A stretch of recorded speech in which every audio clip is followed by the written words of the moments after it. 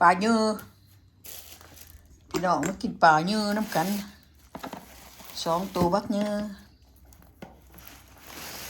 ปลาพอดุงคนน้ำมาหายโอ้ยลุงไปตึกแล้วก็ได้แต่ตัวใหญ่ๆปั่นหาจะหยอกปลาจังอันนี้แต่ขนาดบ่คงจักปลาสิหอมเนาะตัวใหญ่ดีเด้อเนี่ย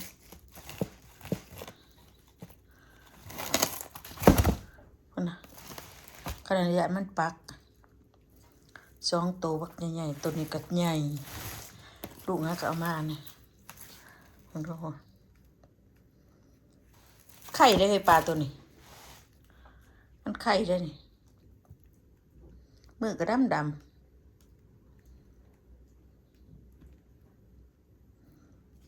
มือก็ได้มือบ่คือบ่นั่นพี่น้องเอ้ยมือบ่งาม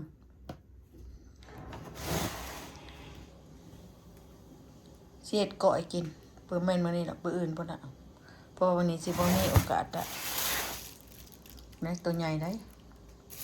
ตัวนี้ก็ใหญ่ตัวนี้ก็ใหญ่ตัวนี้ใหญ่แท้ใหญ่อันนี้เหรอ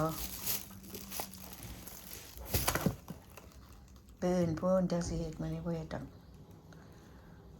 เก็บผักเข้ามาก่อนเปิ่นี้ยังสิไปการอยู่ถ้ามีเวลาถ้ามากินน้ำกันเด้อพี่น้องเด้อปลาใหญ่ลุงเพิ่นไปตึกไหลเพิ่นก็มาหายก็น้อยก็บ่ได้ไปตึกดอกบ่ทันได้ไปตึกลุงว่าปลาหลายอยู่บ่ได้ไปตึกยังบ่ทันได้ไปตึกนี่แหละเพราะว่ายังหนาวมันหนาวก็เลยบ่อยากไปถ้ามันอุ่นๆจักหน่อยก็โอ้ยอยู่ดีมีแฮงลุงเอ้ยเอามาให้กินก็ได้ให้จังนะจะกินเกาะเห็ดลาบคือดาว่าล่ะก้อยลาบก็แซ่บอยู่ก้อยกินผักกับพี่บ่อึดผักประกอบผักอันนี้มีอยู่ในเรือนเองนี่น่ะก้อยปลาแล้วก็สิกินกับผักประกอบกับผักอันนี้น่ะกับบ้านเฮาก็ว่าปลากวงนั่นนี่เนาะพี่น้องแม่นบ่พี่น้องบอกแน่แม่นบ่อันนี้ปลาบิ๊กเมาตัวใหญ่ๆแม่มัน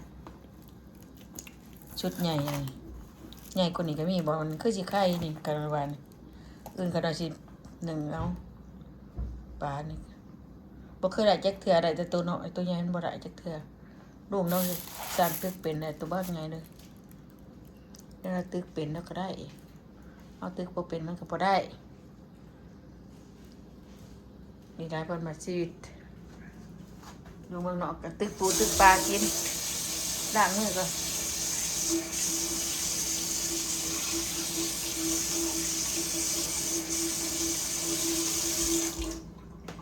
ตึกปูตึกปลาเพราะฉะนั้นไปตึกดุงแล้วไปตึกแล้วได้หลายตัวเลยที่บอกดุงกันขนมว่าถ้าได้ไปตึกแต่มันยังหนาวถ้ามันอุ่นจักหน่อยจะสิไปตึกมากเลยอีกขันคั่วแล้วมันได้หลายกันดิกันได้น้อยไข่เนี่ยก็ได้หลายกันคั่วกับเมื่อยคั่วเปลืองน้ำอีกมื้ออื่นพุ่นพี่น้องจังสิได้เฮ็ดอันนี้นะนี่บ่ได้เฮ็ดดอกวันนี้กินข้าวแล้วก็บ่อยากกินพากันสินอนน่ะพักผ่อนโอเคพี่น้องมากินปลาน้ำกันตัวใหญ่ๆเด้อพี่น้องเด้อมื้ออื่นพุ่นมื้อนี้บ่กินบอกไว้ก่อนมื้อนี้บ่กินมื้ออื่นจังสิเฮ็ดก้อยกินบอกไปดวงหน้าบ่ก้อยโดดมื้ออื่นนี่ก้อยตัวใหญ่นี่แหละสิก้อยตัวใหญ่ตัวน้อยสิใบหนึ่งกินปลาตัวนี้สิใบหนึ่งใส่ผักซื้อกระดำมา1ใส่ผักใส่อันปกน้ำมาแซ่บได้1ปลานี่ก็ได้ปลามันฉีดอ่อนตัวนี้สิก้อยตัวใหญ่สิก้อยสุกเด็กกินลื่นเห็ดสุกเด็กมาพี่น้องมื้ออื่นพุ่นเด้อถ่าเบิ่งเด้อพี่น้องติดตามเด้อสิก้อยปลาแซ่บๆปัดกินมื้ออื่นนั่นน่ะมื้อนี้บ่ได้กินดะเบิดไปลมเวลาละค่ำละเฮ็ดบ่ทันละ ถ้ากินมื้ออื่นก็แล้วกันเนาะพี่น้องเนาะอ้าวอยู่ดีมีแห้งพี่น้อง